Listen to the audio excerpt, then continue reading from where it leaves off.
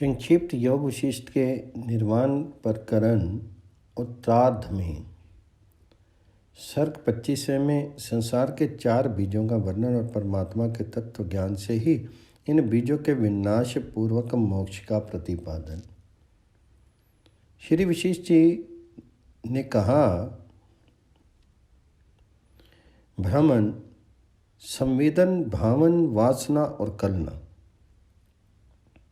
ये 4 ही शब्द ऐसे हैं जिनके अर्थ इस संसार में अनर्थ पैदा करने वाले हैं।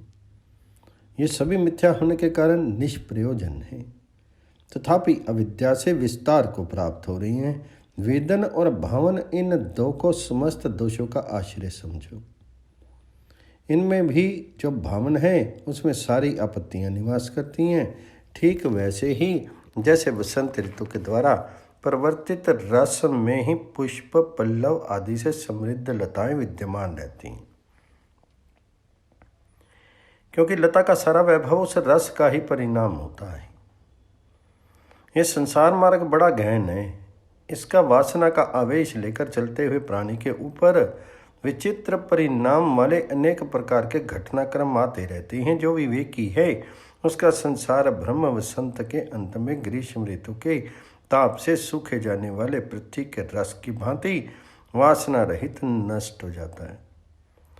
जिस प्रकार वसंत ऋतु का रस प्रवाह कदली वन में फैलने वाले कदली का विस्तार करती है, उसी प्रकार वासना संसार रूपी कांटेदार झाड़ी का प्रसार करती है।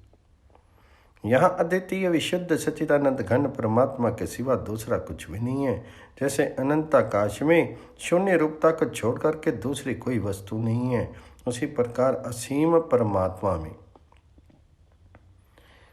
चैतन्य सत्ता के सिवा और कोई वस्तु नहीं है। जैसे बालक को वैताल के न होने पर भी अज्ञानवश उसके होने का भ्रम हो जाता है, उसी प्रकार असत्य होकर भी सत्य की भांति भाषित होने वाला यह संसार परमात्म तत्व को न जानने के कारण ही अनुभव में आ रहा है। परमात्म तत्व के ज्ञान का प्रकाश होते ही ये क्षण भर में नष्ट हो जाता है। जो वस्तु तत्व ज्ञान से ज्ञात होती है वे ज्ञान स्वरूपी कही जाती है, क्योंकि अज्ञान ज्ञान का विरोधी है, इसलिए वह ज्ञान रूप से नहीं जाना जाता। इस तरह विचार करने से ज्ञेय और ज्ञान दोनों एक रूप सिद्ध होते हैं, उनमें कोई भेद नहीं है। दृष्टा, दर्शन और दृश्य, इन तीनों में से प्रत्येक की भूत रूपता ही सार है। जैसे आकाश में फूल नहीं होता, उसी तरह दृष्टा आदि की त्रिपुटी में ज्ञान रूपता से भिन्न दूसरी कोई वस्तु नहीं होती। ये मेरा है, इस तरह की ममता ही बंधन में डालने वाली है, और मैं ये शरीर आदि नहीं हूँ। इस प्रकार जो अहंता का भाव है वह ममता के बंधन को दूर करके मुक्ति प्रदान करने वाला है। जब यह समझ पूर्णता अपने अधीन हो जाए तब अज्ञान कहाँ रहा। अपनी वासना और अभिमान के अनुसार सारा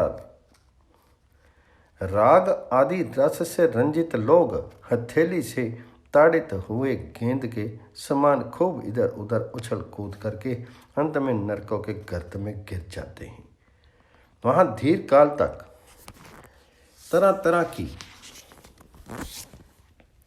वासनाओं के क्लेशों से भली भांति जर्जर होकर कालांतर में पुनः स्थावर, कृमि, कीट आदि दूसरे दूसरे रूपों में प्रकट होते हैं। मानव जन्म तो उनके लिए दुर्लभ ही बना रहता है। सर्ग 25 समाप्त। 26वें सर्ग में भावना और वासना के कारण संसार दुख की प्राप्ति तथा विवेक से उसकी शांति, सर्वत्र ब्रह्म सत्ता का प्रतिपादन तथा मंकी के मोह का निवारण। श्री विशेष जी कहते हैं, भ्रमण, संसार के ये सभी पदार्थ वन में बिखरे हुए प्रस्तर खंडों के समान एक दूसरे से कोई लगाव नहीं रखते। भावना ही इन्हें एक दूसरे से जोड़ने के लिए श्रृंखला है। अहो, कितने आश्चर्य की बात है कि वासना के वशीभूत होकर के विवश हुए ये समस्त प्राणी विभिन्न जन्मों में विचित्र प्रकार के सुख दुखों को भोगते रहते हैं। हाँ, ये वासना बड़ी विषम है, जिसके वश में होकर के लोग असत विषयों से ही अपने मन में तृप्ति का अनुभव करते हैं, यद्यपि यह तृप्ति उनका भ्रम में ही है। जैसे रूप का अवलोकन दृष्टि का प्रसार मात्र है, उसी प्रकार अहंकार युक्त जगत जीवात्मा के अविवेक और प्रसाद से पूर्ण मानसिक संकल्प का विस्तार मात्र है।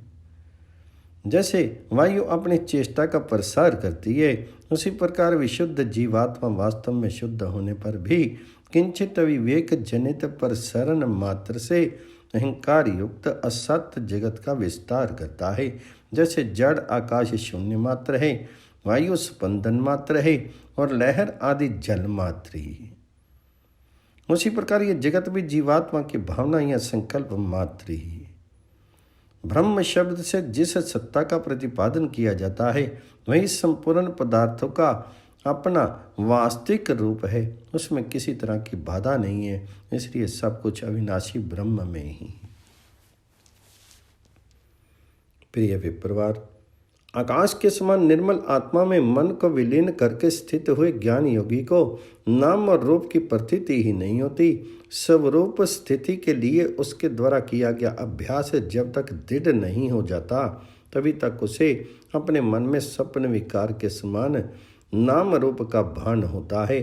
मन जहाँ जो कुछ निर्माण या प्रसार करता है, वहाँ वह स्वयं ही उन वस्तुओं का रूप धारण करके स्थित हो जाता है।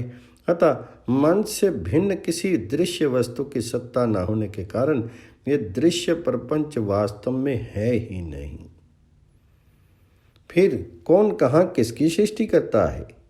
जब जीवात्मा में अहंता की रेखा खिंच जाती है, तभी वह संसार ब्रह्म रूप भाव विकार से युक्त हो जाता है, और जब अहंता की वह रेखा मिट जाती है, तब वह अपने स्वरूप मात्र में स्थित हो सहज शांति से शोभित होता है। परमात्मा मोक्ष स्वरूप मन से रहित मुनि कर्ता अकर्ता और शीतल है। वह ज्ञान स्वरूप एवं शांति है। वह दृश्य प्रपंच से शून्य होता हुआ ही सर्वत्र परिपूर्ण है। जैसे किसी यंत्र द्वारा बनाए गए पुतले का शीर वासना और चेष्टा से शून्य होता है, उसी प्रकार ज्ञान स्वरूप आत्मा वास्तव में वासना रहित एवं स्पंदन शून्य है। वह व्यवहार परायण प्रतीत होकर के भी अपने यथार्थ स्वरूप में ही स्थित रहता है। जैसे झूलते हुए झूले में सोए हुए बालक के अंग नहीं हिलते, झूले के हिलने से ही उन अंगों का हिलना प्रतीत होता है, उसी प्रकार आत्मज्ञानी पुरुष में स्वरूप अनुसंधान के सिवा दूसरी कोई चेष्टा नहीं होती। वे पर इच्छा से ही चेष्टाशील दिखाई देते हैं, सता नहीं। आशा, चेष्टा, ऐषणा और कामना आदि से रहित तथा बहिर्मुख वृत्ति से शून्य जो अखंड आत्मबोध है, वह शांत अनंत आत्म स्वरूपी है। अतः उसे क्षीर आदि का अनुसंधान होना कैसे संभव है? समस्त कामनाओं से रहित जीवन मुक्त ज्ञानी पुरुष को, जो दृष्टा, दृश्य और दर्शन की त्रिपुटी से रहित निराकार ब्रह्म तत्व का साक्षात्कार कर चुका है, क्षीर का अनुसंधान कैसे हो सकता है? समस्त वस्तुओं की अपेक्षा इच्छा ही सदृढ़ बंधन है, और उसकी अपेक्षा ही मुक्ति है। जो उस मुक्ति में विश्राम कर रहा है, उसे किस वस्तु की इच्छा हो सकती है? तत्व ज्ञानी विद्वान केवल अपने यथार्थ स्वरूप में ही स्थित रहता है। उसकी सारी इच्छाएं और चेष्टाएं शांत हो जाती हैं तथा उसकी सब उत्कंठाएं दूर हो जाती। उसे अपने शरीर का भी भान नहीं होता। श्री राम, मेरे इस उपदेश को सुनकर के मंकी ने वहीं अपने महान मोह को भी उसी तरह पूर्ण रूप से त्याग दिया जैसे सांप अपनी कैंचल को छोड़ देता है। प्रारब्धवश प्राप्त हुए कार्य की वासना शून्य होकर करते हुए मंकी मुनि 100 वर्षों के पश्चात एक पर्वत पर समाधि में स्थित हो गए। वे आज तक वहाँ प्रस्तर के समान निश्चल होकर बैठे हैं।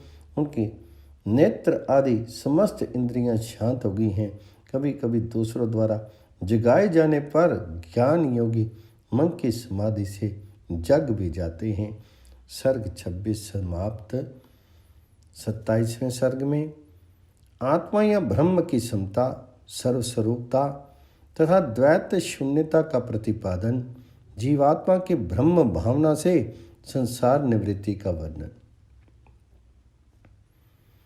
श्री विशेष जी कहते हैं, रघुनंदन, सर्वत्र व्यापक परमात्मा एक होता हुआ ही सभी रूपों में विराजमान है।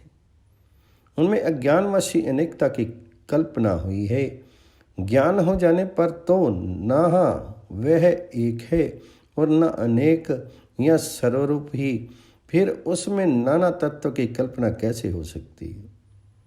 आदि अंत से रहित सारा आकाश चित्तत्व सच्चिदानंद पर ब्रह्म परमात्मा से परिपूर्ण है। फिर शरीर की उत्पत्ति और विनाश होने पर भी उस चेतन तत्व का खंडन कैसे हो सकता है। अमावस्या के बाद जब प्रतिपदा को चंद्रमा की एक कला उदित होती है, तब समुद्र आनंद के मारे उछलने लगता है, और जब प्रलय काल की प्रचंड वायु चलती है तब वह खूब सूख जाता है। परंतु आत्म तत्व कभी किसी अवस्था में न तो शुद्ध होता है और न क्षीण ही होता है। वह सदा समभाव से सौम्य बना रहता है। जैसे नाव पर यात्रा करने वाले पुरुष को स्थावर वृक्ष और पर्वत आदि चलते से प्रतीत होते हैं, तथा जैसे सीपी में लोगों को चांदी का भ्रम होता है, उसी प्रकार चित्त को चिन्मय परमात्मा में देह आदि रूप जगत की प्रतीति होती है। यह शीर आदि चित्त की कल्पना है और शीर आदि की दृष्टि से चित्त की कल्पना हुई है। इसी प्रकार देह और चित्त दोनों की दृष्टि से जीव भाव की कल्पना हुई है। वास्तव में ये सब के सब परम पद स्वरूप पर ब्रह्म परमात्मा में बिना हुए ही प्रतीत होते हैं, अथवा वे सब के सब चिन्ह में परम तत्व से भिन्न नहीं है। ऐसी दिशा में द्वैत कहाँ रहा। पर ब्रह्म परमात्मा का यथार्थ ज्ञान होने पर ये सब कुछ एकमात्र शांत स्वरूप ब्रह्म में ही सिद्ध होता है। अतः ब्रह्म के सिवा जगत आदि दूसरा कोई पदार्थ नहीं है और न दूसरी कोई भ्रांति ही है। रघुनंदन, वासना युक्त जीवात्मा की भावना से जगत संपत्ति का प्रादुर्भाव होता है और वासना शून्य जीवात्मा की ब्रह्म भावना से संसार की निवृत्ति होती है। जीवात्मा का जो वासना रहित विशुद्ध स्पंदन भावना है, उसे स्पंदन माना ही नहीं गया है। जैसे समुद्र में भंवर आदि के द्वारा भीतर घुसती हुई तरंग स्पंदनशील होने पर भी स्पंदन शून्य ही मानी जाती है, किंतु जन्म के कारण भूता जो जीवात्मा की दृश्य भावना है, उसके भीतर जो वासना रूप वासना रस विद्यमान है, वही अंकुर प्रकट करता है। अतः उसी को असंग रूप अग्नि से जला करके भस्म कर देना चाहिए। मनुष्य कर्म करता हो या न करता हो, हम तो शुभ अशुभ कार्यों में वह जो मन से डूब नहीं जाता, उसकी इस अनासक्ति को ही विद्वान पुरुष असंग मानते हैं। अथवा वासना को उखाड़ फेंकना ही असंग कहा गया है। अहम भावना का त्याग करना ही संसार सागर से पार होना है, और उसी का नाम वासनाक्षय है। इसके लिए अपने पुरुषार्थ के सिवा दूसरी कोई गति नहीं है। श्री राम, तुम तो आत्माराम और पूर्ण काम हो ही, सारी इच्छाओं से रहित निशंक हो, समस्त कार्य करते हुए भी केवल अपने चिन्मय स्वरूप में ही स्थित हो। भय तुमसे सदा दूर ही रहता है। अतः अपनी सहज शांति के द्वारा सबके मनो अभिराम बने रहो। सर्ग 27 और 28 पूर्ण हुआ। 29वें सर्ग में परमार्थ तत्व का उपदेश और स्वरूपभूत परमात्म पद में प्रतिष्ठित रहते हुए व्यवहार करते रहने का आदेश देते हुए वशिष्ठ जी का श्री राम के प्रश्नों का उत्तर देना तथा संसारी मनुष्य को आत्मज्ञान एवं मोक्ष के लिए प्रेरित करना। श्री वशिष्ठ जी कहते हैं, श्री राम, तुम आकाश के समान विशद और तत्व के ज्ञाता हो। एकमात्र सच्चिदानंद घन परमात्म पद में तुम्हारी स्थिति है। तुम सर्वत्र सम सौम्य और संपूर्ण आनंद में हो। तुम्हारा अंतःकरण ब्रह्म स्वरूप है, विशाल है। निष्पाप रघुनंदन, जो पुरुष अपनी इंद्रियों को अंतर्मुख करके सदा ब्रह्म आनंद में निमग्न हो आत्माराम शांत एवं उदार भाव से कार्य करता है, वह कर्तापन के दोष से रहित होता है। जो समस्त संकल्प विकल्पों से रहित अपनी बुद्धि गुहा हृदय आकाश में विराजमान परमात्म पद में स्वेच्छानुसार स्थित रहता है, वह अपने आत्मा में ही रमन करने वाला परमेश्वर रूपी है। जो लोग सदा अंतर्मुख रह करके बाहर के कार्यों का संपादन करते रहते हैं, उनके जीवित रहते हुए भी उनके मन में उसी तरह वासना नहीं उत्पन्न होती जैसे जड़ पत्थरों में वह नहीं उत्पन्न होती। जगत ना तो द्वैत रूप में है और न अद्वैत रूप में ही। श्री राम ने पूछा, मुनिश्रेष्ठ, यदि ऐसी बात है तो अहम भावना की प्रतीति रूप विशिष्ट नामक आप यहाँ कैसे स्थित हैं, ये बताइए। तो श्री वाल्मीकि जी कहते हैं, भरद्वाज, श्री रघुनाथ जी के इस प्रकार प्रश्न करने पर वक्ताओं में श्रेष्ठ विशिष्ट जी आधे मुहूर्त तक चुपचाप ही बैठे रह गए। उनकी ये चेष्टा सुस्पष्ट ज्ञात हो रही थी। उनके चुप हो जाने पर सभा में जो बड़े बड़े लोग बैठे हुए थे वे संशय के समुद्र में गोते लगाने लगे। तब श्री रामचंद्र जी ने फिर पूछा, भगवान, आप मेरी ही तरह चुपचाप क्यों बैठे हैं? संसार में कोई ऐसा प्रश्न नहीं है जिसका उत्तर आप जैसे श्रेष्ठ पुरुष नहीं दे सके। श्री विशेष जी ने कहा, निष्पाप रघुनंदन, मुझ में कुछ कहने की शक्ति न होने के कारण मेरे पास युक्तियों का अभाव हो गया। ऐसी बात नहीं है, परंतु ये प्रश्न जिस कोटि का है उसमें चुप हो जाना ही इसका उत्तर है। प्रश्नकर्ता दो प्रकार के होते हैं, एक तत्वज्ञ और दूसरे अज्ञानी। अज्ञानी प्रश्नकर्ता को अज्ञानी बनकर ही उत्तर देना चाहिए और ज्ञानी को ज्ञानी बनकर। परम सुंदर श्री राम, तत्वज्ञ पुरुष को उसके प्रश्न का कलंक युक्त उत्तर नहीं देना चाहिए। परंतु कोई भी ऐसी वाणी नहीं है जो निष्कलंक हो, और तुम केवल ज्ञानी ही नहीं परम ज्ञानी हो, अतः तुम्हारे प्रश्न का मौन ही उत्तर है जो परम पद है। वह तत्व ज्ञान के पूर्व इस रूप में उपस्थित किया जाता है जिससे उसके विषय में उपदेश वाणी की प्रवृत्ति हो सके। अतः अज्ञान से ही उसको ससंकल्प वाणी का विषय बताया गया है एवं उसका कल्पित स्वरूप ही उपदेश का विषय होता है। किंतु तत्व ज्ञान के पश्चात जो उसका यथार्थ स्वरूप प्रकट होता है उसे मौन अर्थात वाणी का अविषय ही कहा गया है। इसलिए तुम जैसे तत्वज्ञ शिरोमणि को मौन के रूप में ही सुंदर उत्तर दिया गया है। प्रिय रघुनंदन, वक्ता पुरुष स्वयं जैसा होता है उसके अनुरूप ही वह उपदेश करता है।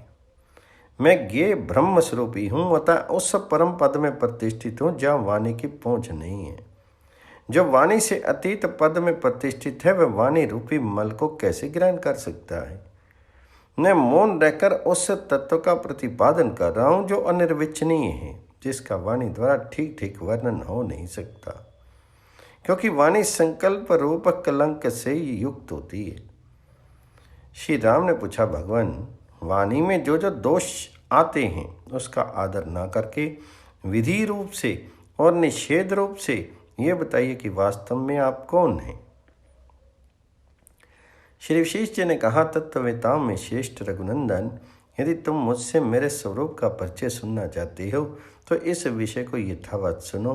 तुम कौन हो, मैं कौन हूँ और ये जगत क्या है, इसका विवेचन किया जा रहा है। तात ये जो निर्विकार अनंत चिन्ह में परम आत्मा है वही मैं हूँ। इसे बाह्य और अभ्यंतर विषयों का सत्ता अभाव है तथा ये समस्त कल्पनाओं से परे है।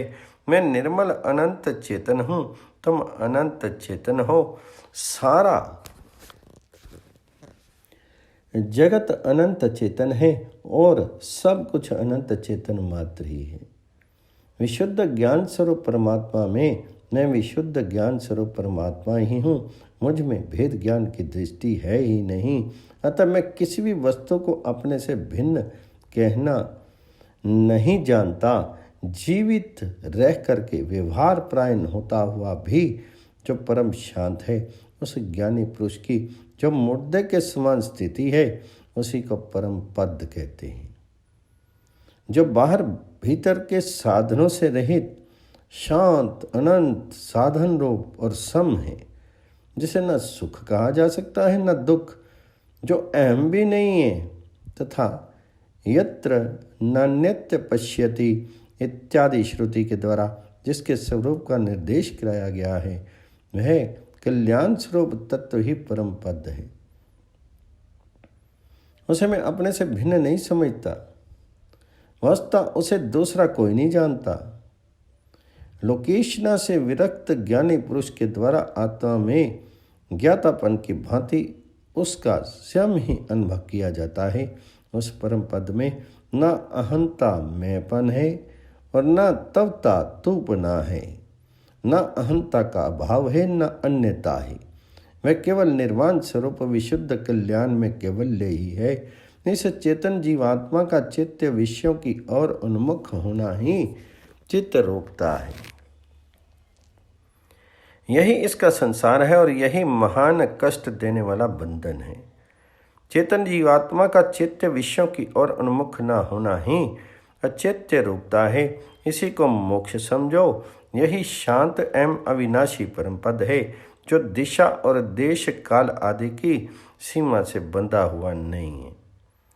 वह शांत स्वरूप शांत आत्मा परमात्मा ही सर्वत्र विराजमान है। उसमें दृश्य की संभावना ही नहीं है। फिर कौन किसका और किस प्रकार चिंतन करता है? ये जो मन बुद्धि आदि है, ये सब अंतर्मुख दशा में चैतन्य रूप ही है। मन बुद्धि आदि शब्दों के अर्थ रूप से भावित होने पर वे ही जड़ रूप मानी गई हैं। समस्त दृश्यों का बाध हो जाने पर जो विशुद्ध चैतन्य स्वरूप परमात्मा अवशिष्ट रह जाता है, उसमें और शून्य आकाश में क्या उत्तर है? इसे साधारण लोग नहीं जानते। विद्वान ज्ञानी पुरुष ही जानते हैं। उनका कहना है कि वह परमात्मा चिन्मय और नित्य आनंद स्वरूप है, इसलिए वाणी का विषय नहीं होता। जैसे अंधकार में देखने का प्रयत्न करने से नेत्र में कुछ सदृप आभास दिखता है, उसी प्रकार ब्रह्म में जो आभास परिलक्षित होता है, वही यह जगत है। मैं अज्ञानी हूँ। इस रूप में जो जीवों को अपने अज्ञान का बोध होता है, उससे सुरक्षित ज्ञान रूपी वायु का सहारा पाकर के उसकी अविद्या अग्नि प्रज्वलित होती रहती है। फिर जब उन्हें मैं ब्रह्म हूँ ये यथार्थ बोध होता है, तब वही वायु उस अविद्या अग्नि को दुर्बल पाकर के बुझा देती। अनावृत सप्रकाश नितिश आनंद रूप से स्थित हुए तत्वज्ञानी पुरुषों के संसार के भान से रहित तथा दुख रूप शोभ से शून्य जो स्थिति है, उसी को मोक्ष कहते हैं और वही अविनाशी पद है। परमात्म ज्ञान के साथ संसारिक पदार्थों के ज्ञान से युक्त हो मनुष्य मुनि बन जाता है, परंतु जब परमात्मा के ज्ञान के साथ साथ संसारिक पदार्थों के ज्ञान से शून्य होता है, वह पशु एवं वृक्ष बन जाता है। जैसे सुषुप्त अवस्था में स्वप्न का लय हो जाता है, उसी प्रकार ज्ञान स्वरूप परमात्मा का यथार्थ ज्ञान होने पर उस तत्वज्ञ के समाहित अंतःकरण के भीतर सारे दृश्य प्रपंच का लय हो जाता है। फिर तो केवल अपना परमात्म स्वरूप ही लक्षित होता है। जैसे आकाश में नीलिमा की प्रतीति ब्रह्म मात्र ही है, उसी प्रकार कल्याण स्वरूप परमात्मा में पृथ्वी आदि 5 भौतिक जगत की प्रतीति ब्रह्म के सिवा दूसरी कोई वस्तु नहीं। जैसे आकाश नील आदि वर्णों से रहित निर्मल है, उसी प्रकार शिव स्वरूप परमात्मा भी दृश्य प्रपंच से रहित एवं निर्मल है। जिस पुरुष की बुद्धि में ये निश्चय हो गया है कि सारा दृश्य प्रपंच असत्य मिथ्या ही है, वह समस्त विशुद्ध वासनाओं से युक्त होने पर भी उन वासनाओं से रहित ही है। सर्वव्यापी शुद्ध बुद्ध परमात्मा में कर्तव्य और भोक्तत्व का होना असंभव है। इसलिए यहाँ न दुख है न सुख, न पुण्य है न पाप, और न किसी का कुछ नष्ट ही हुआ है। जिस अहंकार में ये ममता बुद्धि होती है, वह भी दो चंद्रमा और सपन के नगर की भांति असत्य मिथ्या ही है। इसलिए सब कुछ निराकार एवं निराधार है। समस्त द्वैत से रहित तत्वज्ञ पुरुष व्यवहार परायण हो अथवा काष्ठ या पाषाण के द्वारा निश्चल होकर के चुपचाप बैठा रहे, सभी अवस्थाओं में वह ब्रह्म स्वरूपता को ही प्राप्त है। रघुनंदन, जो ब्रह्मज्ञानी पुरुषों द्वारा पूर्ण रूप से सेवित हैं, जिसे दूसरा कोई छीन नहीं सकता, तथा जो ज्ञान स्वरूप निर्मल शिव अजन्मा अविनाशी नित्य सिद्ध सम परमार्थ सत्य तथा शांत ब्रह्म पद है, वही तुम हो। तुम उस परम पद में नित्य प्रतिष्ठित हो। अहम भावना ही सबसे बड़ी अविद्या है, जो मोक्ष प्राप्ति में रुकावट डालने वाली होती है। मूढ़ मनुष्य उस अविद्या के द्वारा ही जो मोक्ष का अन्वेषण करते हैं, वे उनकी पागलों की सी चेष्टा है। अज्ञान से उत्पन्न होने वाली अहंता की अज्ञान की सत्ता का पूर्ण परिचय देने वाली है। क्योंकि जो तत्वज्ञानी शांत पुरुष हैं, उनमें ममता या अहंता नहीं रहती। अहंता का बड़ी भांति त्याग करके आकाश की भांति निर्मल तथा मुक्त हुआ ज्ञानी पुरुष सदा के लिए निश्चिंत हो जाता है। उसका शीर रहे या ना रहे, उसकी उपयुक्त स्थिति में कोई अंतर नहीं आता। जो तत्ववेता पुरुष भीतर की मानसिक तरंगों से कभी शुद्ध नहीं होता, बाहर से भी अस्तगत सूर्य की भांति शांत रहता है, और जिसे सदा प्रसन्नता बनी रहती है, वह मुक्त कहलाता है। इष्ट और अनिष्ट वस्तुओं की प्राप्ति होने पर भी वह सदा शांत बना रहता है। हर्ष और शोक के वशीभूत नहीं होता। व्यवहार में संलग्न रहने पर भी द्वैत भाव का अनुभव नहीं करता, तथा भीतर से पूर्ण परम आनंद में निमग्न रहता है। जैसे समुद्र में जल रूप आधार की सत्ता ही नाव या जहाज़ों को क्रय विक्रय की वस्तुओं का दुखद भार वहन करने के लिए अवसर देती है, उसी प्रकार जीव और जगत की जड़ सत्ता ही तृष्णा के पास में बंधे हुए मनुष्य को इस जगत में केवल दुख का भार वहन करने के लिए प्रेरित करती है। जो जो वस्तु संकल्प से प्राप्त होती है, वह संकल्प से ही नष्ट भी हो जाती है। इसलिए जहाँ इस संकल्प की संभावना ही नहीं है, वही सत्य एवं अविनाशी पद है। विचार करने से जिन पुरुषों के संपूर्ण विशेष भेदभाव शांत हो चुके हैं, उनके लिए केवल अहंता का नाश करने वाली मुक्ति का उदय होता है। उनका कुछ बिगड़ता नहीं। अज्ञानी पुरुषों मोक्ष की प्राप्ति के लिए भोगों के त्याग, विवेक, विचार तथा मन और इंद्रियों के निग्रह रूप पुरुषार्थ, इन तीन के सिवा चौथी किसी वस्तु का उपयोग नहीं है। अतः अनात्म वस्तु का त्याग करके तुम लोग शीघ्र अपने आत्मा की ही शरण में आ जाओ। सर्ग 29-30 समाप्त हुआ।